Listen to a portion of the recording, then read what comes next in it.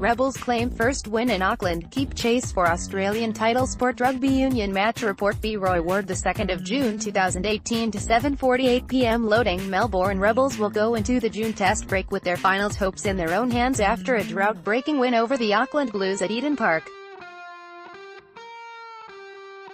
The Rebels had never won in Auckland and had not won in New Zealand since beating the Crusaders in 2015, but they played fearlessly, exposing the Blues' defense while claiming a 20-10 win.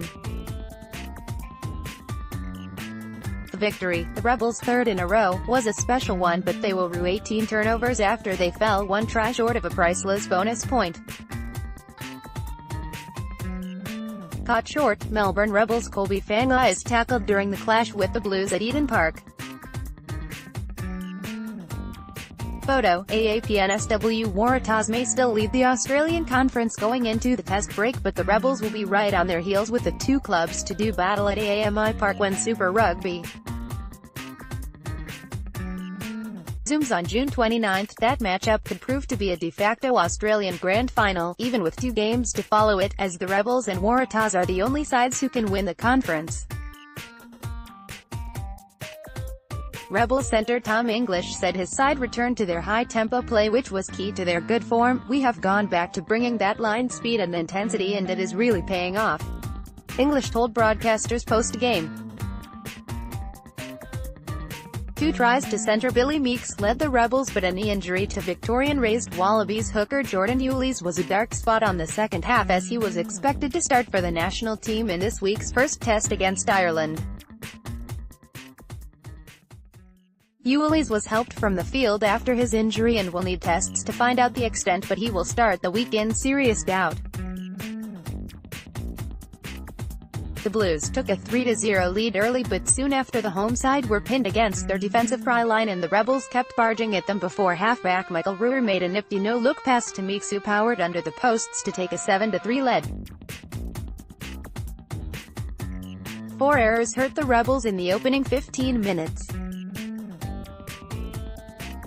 While it took the Blues until late in the half, they punished them on 29 minutes as a turnover saw the Blues power down their right side, where centre Terence Hepedema scored his first major in Super Rugby.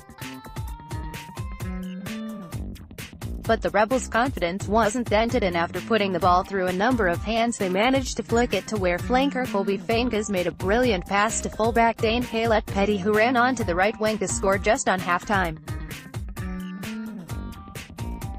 It gave the Rebels a 12-10 lead, and they came out after halftime and had another try just minutes in. Haylett-Petty put through a perfect bouncing kick which landed in the arms of winger Marika Koroibete, who drew the fullback and passed inside to Meeks for his brace. Hodge had his struggles with the Eden Park breeze in the first half, but he used it to kick a 49-meter penalty on the hour mark, extending the lead to 20-10. Koroibete looked to have given the Rebels an invaluable bonus point with 4 minutes to play, but a video review showed the winger's back foot had gone out of bounds before he grounded the ball. The Rebels would get 2 final chances to score, but they couldn't find the chalk. In past years a New Zealand win would be wildly celebrated, but this one was more muted. The Rebels know they have much bigger games to come, starting with that Waratahs showdown on June 29. Super Rugby pauses for the June Test series, with the Wallabies to host Ireland in the second test at AAMI Park on June 16.